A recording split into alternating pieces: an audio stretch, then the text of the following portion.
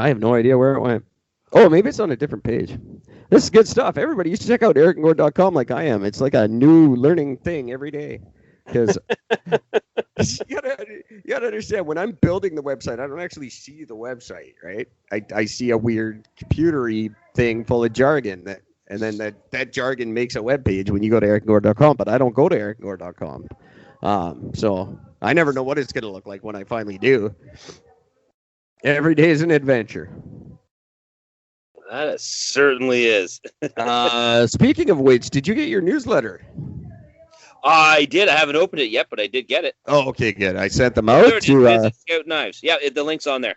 Oh, how come it's not on mine? Thank you, everybody, who requested the newsletter and who subscribed to it. That helps us look really good, and hopefully it's somewhat informative to you guys of what the Champion Tree Entertainment Company is up to. Not a lot about Eric and Gord in this issue because you hear us every day. And all we talk about is what we do or what we've done or what we're going to do. So I didn't think I needed to put out a whole bunch of it to us. But I thought you might want to know what our production company is doing otherwise. So there you go. And you can expect the next one next month. It's very cool that people actually signed up for that thing. Yeah. So hopefully I'll have the July issue out a little bit quicker than this one. Sorry, there's a very loud Chinese lady interrupting me. Yes, there is. I don't know. I remembered now. I remember what I was going to ask you. Cool. That's what I needed. I needed the Chinese reference. So we all know that Dire Straits in their song "Money for Nothing," they had to delete that whole verse. That said that little faggot got his own jet airplane. That little faggot, he's a millionaire. They had to get rid of that because of the word faggot. Right. Now, I was on my way into work this morning. I'm flipping through the radio, and I end up stopping on the radio station because they were playing fucking "Born in the USA" by Bruce Springsteen. Great. And song. I'm listening. One of the best songs ever. Right, and it's an awesome tune. But I realized that in that song, because he actually uses the line about talking about being sent out to the Vietnam War and to shoot the yellow man. Yeah. And I was wondering, how come nobody has turned around and claimed that as being racist yet? Oh, I'm sure they would, except for the fact that it's killed them. And that's a good thing as far as racists are concerned. And they're probably stoked about that line. Well, no, I understand that the racists are fine with it, but I'm talking about like the more liberal side. How can you allow this big symbolism of U.S. be about killing a guy that they actually use the term of the yellow man? Well, I think because American liberal or otherwise, you want to kill some yellow people in your lifetime. That's just American things. They love that shit. They eat that shit like American pie. They really do. Like the liberals, they just don't want to kill the ones that the conservatives want to kill. They can't agree on who to kill, but they all want to kill something. So the yellow man gets to stay. That's fine. I would think so. Just if it was like you be friend to your yellow man and don't make fun of his driving, then they'd want it out right away. They'd be like, that's racist. But just saying you want to kill the yellow man, that's more than fine. Who doesn't? I don't. I'm not saying I do. I'm saying Americans do. No, I don't know why. Maybe they just let that one slip. I don't know. The boss gets away with stuff. That's why he's the boss. I guess that's true. Yeah, it's one of those random weird things. I heard it and I just saw it because, like, not that I want to see that happen because I'm completely against this whole overt racism thing that everything's considered racist. But that doesn't bring up the horrible idea of censoring songs like that. I mean, we start cutting a whole lot of good music go bye-bye. Yeah, and that's just it. And that's just has to stop because, you know, if you don't like it, you just stop listening to it. Feel free to fuck with Dire Straits all you want. I'm cool with that. No, you know what, though? But I have a problem with that because do you know what that was written about? Who? I should say yes, yeah, I do, actually. I know I'm actually very familiar with it, only because of the controversy that surrounded it. I looked into it, so. Yeah, it's about Nikki Sixx from Motley Crue. Yeah. Which is hilarious on its own front. But, I mean, you're calling a guy, like, again, proof that you're that the term faggot has nothing to do with gay, because there's nothing gay about Nikki Sixx. That guy has fucked more fucking women than Ron Jeremy, for God's sakes. You know. Yeah, like, that's probably only because he's so gay. Yeah, well, of course. You know, that's why. Yeah, of course. That just makes perfect sense. A lot of ridiculously gay men sleep with a lot of women to cover it up. Yeah, but no. The guys of Motley Crue, you cannot call them gay. That's just no. You can't do it. You can't. No, I really tried to keep that up as long as I could. No, it's just impossible to say with a straight face. Yeah, exactly. That is really funny. But every time you have a problem with a song, take it out on Dire Straits. I'm cool with that. Whoever the band is, just blame Dire Straits and wreck one of their songs. Don't bug real bands. Oh, you're not a fan of Dire Straits? That's heart-wrenching. I think they're pretty overrated. I know I'm not in a majority, but his guitar playing is just fucking beyond phenomenal. I know. That's what everybody seems to think. Well, because it's true. It's so true. That guy is highly fucking skilled musician. And his repertoire of styles that he can play is incredible. He did a thing with Chet Atkins. And for those that don't know, Chet Atkins is an old-time guitar player who's got a very unique sort of style to him, and it's really, really good. And credited as being one of the greatest guitar players of all time. And yeah, and Mark Knopfler did a special with him, with a bunch of other people, but Mark Knopfler specifically was one of the big highlights of it. Did he make him put a silent P in his name? Quite possibly. Knoppfler. Well, yeah, just really good, and that just fucking reminded me. Hang on, actually, that just reminded me. I got to make sure I fucking download his discography. Chet Atkins. Oh, I thought you were going to say Mark Knopfler. No, I already has his. Oh. I don't. Maybe that's why I've never improved at guitar playing. I just plateaued when I was like 11. It's probably because I don't give any of these guys credit at all. They're all phenomenal. I just don't give them credit. I've always been like that. Even since a little kid, I was just like, I'm just as good as you. Really? Show me. No, I don't have to. I know. You want to know one band you should check out, Eric? I think you might get a kick out of. I don't know if you've ever heard of them. It's a band called X Japan. I have heard of them. Why do I know them?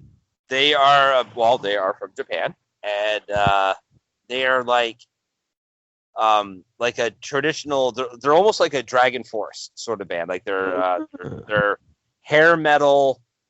They've got the most ridiculous. Their hair. Do you remember the lead singer from fucking the band Nitro, where he had this tiny little fucking head? He had this massive 8-foot fucking mane of white hair. That is fucking X Japan, but all of them.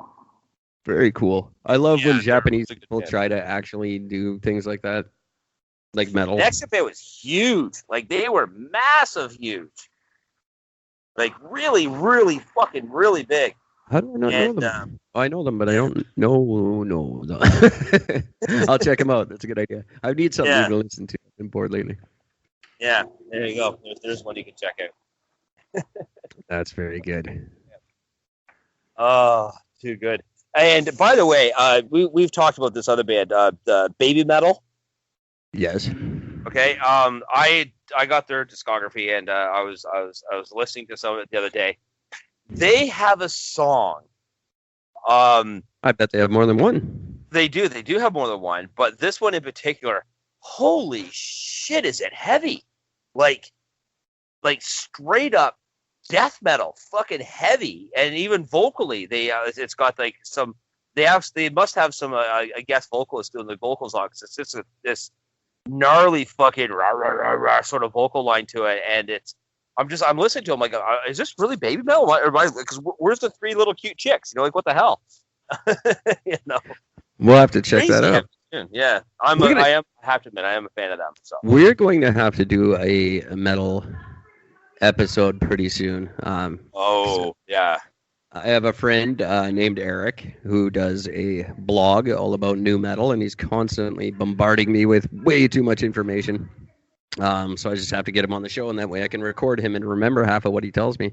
He's just he's an encyclopedia of metal. He's really interesting to talk to, but he's very frantic about it, like as if he doesn't tell you within 30 seconds everything new that's come out in the last 10 years, he's going to blow up, and you absorb about like half of it if you're lucky. Now, for anybody who wants to know about metal and its history and its different genres, the most interactive, greatest website in the world is called mapofmetal.com. It is the coolest fucking thing. It's literally just a giant map of the world, and it's got every single subgenre of metal that exists. Really? You think there's like 5? No, there's like fucking 50. Yeah, there's way too many. Yeah, it's insane. And they have, what it does is it tells you what the genre's name is, gives you a breakdown of what it is, where it came from, and then it has a listing of like 10 bands and songs that is of that type of genre of music. And the cool thing is Black Sabbath is in about a third of them. Oh, really? Yeah, because you got Black Sabbath. They have a song that fits under sludge metal. They got stoner rock. They got, all these different little variations of what you hear that one song, and then you hear these bands that have written whole albums that sound like that one Sabbath tune, Right. Yeah, of course. And you have to, anything from Sweden that looks like they're actually killing people on stage, they probably are. Skip it. Yeah. Very scary, insane stuff they do.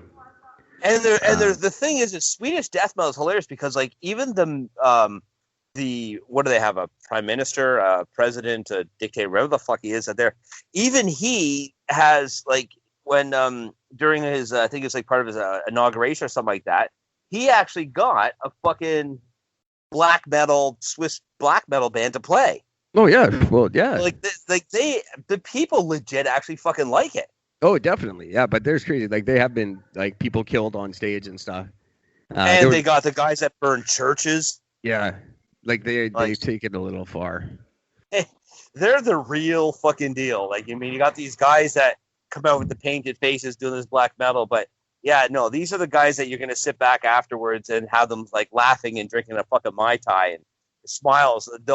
The Swedish death metal, they're legit. Yeah, they are angry, face-painted motherfuckers that just want to see the world burn. They are guys that Lars Ulrich does not talk to. Mm-hmm. Exactly. He's a useless waste of just, my God. I don't know how no one in Metallica ever noticed that he can't play drums. That blows my mind. Well, it's because he doesn't stop talking. He's great for interviews. That's why. Yeah, I guess so. He was, it's being called the handsome one in Metallica. It's not really something to write home about, but that's like being called the best looking Ramon. I mean, come on. Yeah, right. I still remember fucking Radiohead when they came out with their first major hit, Creep. There's that one still shot where it's just a still shot of Tom York's fucking face, and it's just it looks like a Picasso painting. Yeah, it really does. He's got that fucking Forrest Whitaker thing where one eye is bigger than the other, and his mouth is slanted. And, yeah, it's just fucking weird looking. That's a great band name. I'm gonna write that down. That Forrest Whitaker thing. That could be my new band name. Not a bad idea. Have you heard the new song by that Forrest Whitaker thing? What do you mean? Like the huge eye? No, that's the name of the band. That's the name of the band. You haven't heard them? Oh my God, they're amazing. It's got a weird eye thing. Yeah, but I can't call the band that. That's mean. It's fucking funny is what it is. I actually went to school with a guy, and he may be one of our fans, actually. He could be listening to us, but we named a band after him, and I was in a band very briefly called Thomas Olsen's Wandering Eye. Tom Olsen, if you're out there listening, it was a great band, and you're a great guy. I appreciate your wandering fucking eye for it. It is great. That Forrest Whitaker thing. I love that. Actually, I will call the band that Forrest Whitaker thing. And our first album will be a tribute to Thomas Olsen's Wandering Eye. How about that? Nice. Why not? Right? Tomorrow morning, I'll go to Hakeem Optical for some funding for this. Do a little cross-promoting there, I think, Hakeem. Those guys just blew up like Starbucks. I don't get it. Yeah, I also don't quite understand this. It's a very strange. Yeah, I don't get it.